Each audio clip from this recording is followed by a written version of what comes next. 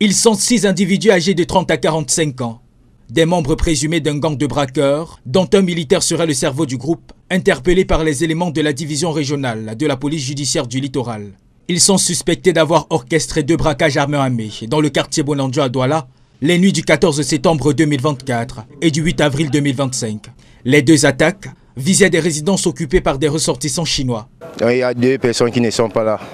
Le militaire qui est à l'origine de tout ça et l'autre militaire qui est le faux militaire qui l'avait habillé en tenue. On a fait quelques réunions avant le braquage au niveau des hôtels. Donc c'est là où il nous dit ce qui devait se passer. Et il nous a fait comprendre que non, la vie de tout un chacun va changer parmi nous. Il nous dit aussi que si vous tamponnez par exemple un militaire, un supérieur, c'est comme ça qu'il faut se comporter. Cet arsenal était le passe d'entrée des malfaiteurs, fourni par le militaire chef présumé du gang. Avant le jour que nous on part, il était d'abord là-bas en tenue. Bon, ce jour il est venu nous dire que bon, comme il ne peut plus entrer là-bas en tenue, donc c'est nous maintenant qui doit habiller parce que là-bas, la caméra l'est flashée. On quitte maintenant, il dit que nous porte sur la moto, il arrive nous dépose devant le portail. Et là où nous on toque, le gardien ouvre. Le vrai militaire, Linjom, il avait garé la moto dehors, disant que c'est lui qui devait maîtriser le gardien et que la machine devait entrer avec nous. Quand les Chinois sont entrés, nous sommes montés. On est arrivé, les Chinois étaient devant leur porte, donc on les a séquestrés, on sommes entrés.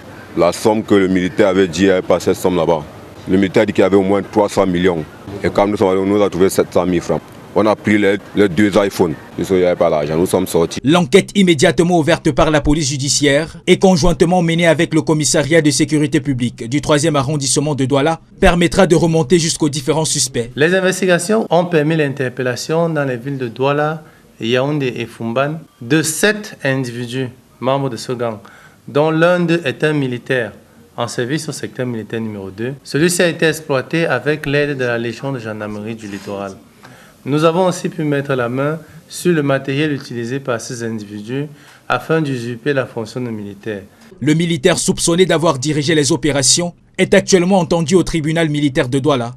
Quant aux autres suspects, ils seront présentés aux autorités compétentes pour répondre des faits qui leur sont reprochés.